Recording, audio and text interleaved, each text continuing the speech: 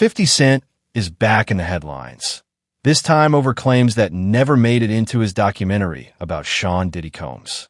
According to 50, the project contained far more material than could fit into 4 episodes, forcing his team to leave certain stories on the cutting room floor.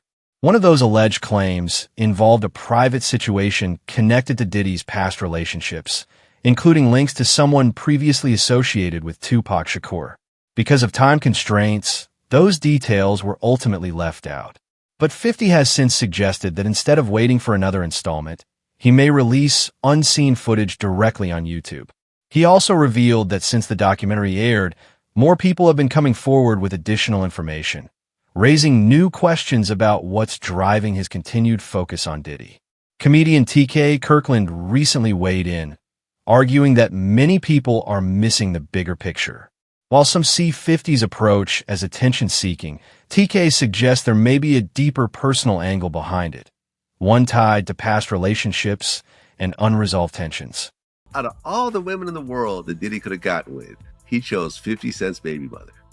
It's a lot of variables to this particular question. Because I talk to a lot of people, older, younger, even my daughter, who's 22, she didn't understand it. So people give their opinion based on what they've experienced and their environment, people they've been around. So to the people that understand boundaries and respect, I always tell men you should never date another man's girl if you're not aware of it. If you know it, then it's wrong. TK Kirkland explained that, to him, a move like that crosses a serious line. He said that in his entire life, he's never knowingly pursued someone who had been involved with one of his friends, calling it an unspoken rule that shouldn't be broken. He also pointed out that Sean Diddy Combs has no shortage of options, given his fame, wealth, and global reach.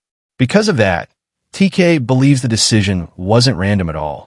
Considering the long-standing tension between Diddy and 50 Cent, he sees it as something more intentional than coincidence.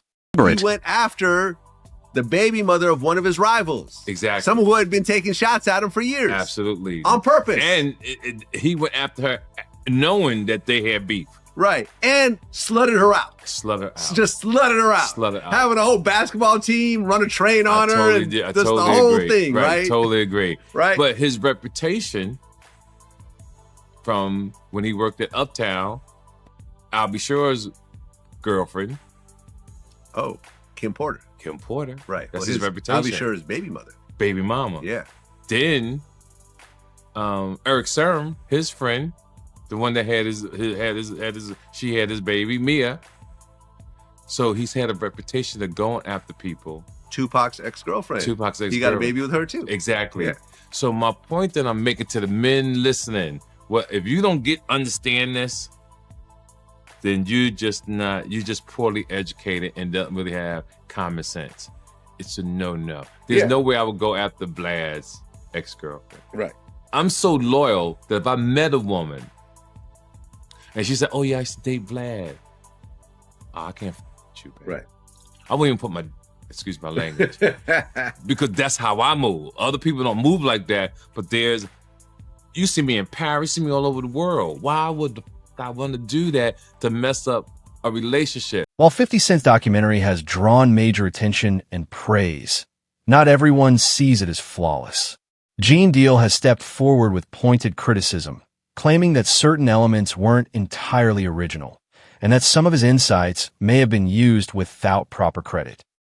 I seen an interview about, he said that he had a lot of footage had to be down, the documentary had to be downsized. You understand?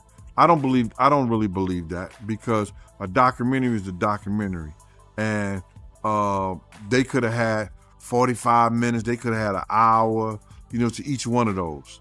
You understand? They left out certain things. He said they even left out the one about Sarah Chapman. You understand? And for whatever reason, he probably left out a lot of other different stars too. Situations that they could have spoke about. You understand?